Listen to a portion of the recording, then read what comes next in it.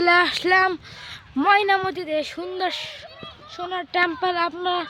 আপনাদের এখান থেকে দেখাচ্ছি গৌতম বুদ্ধের মূর্তিকে দেখুন, সুন্দর এই মন্দিরটা কত সুন্দর দেখুন। ওটা হলো গেট। আমরা সময় স্বল্পতার কারণে মন্দিরে ঢুকতে পারছি না, এখান থেকে একটি ক্লিপ নিলাম।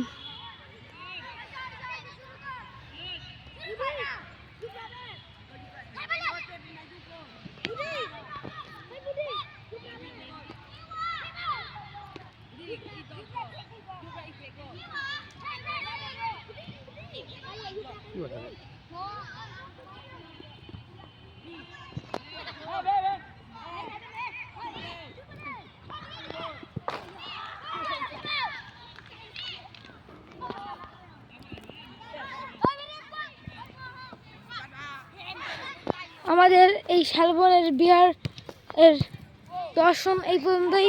সময় স্বল্পতার কারণে আমরা দেখতে পাচ্ছি না। আশা করি আপনাদের ভিডিওটা ভালোই লাগবে।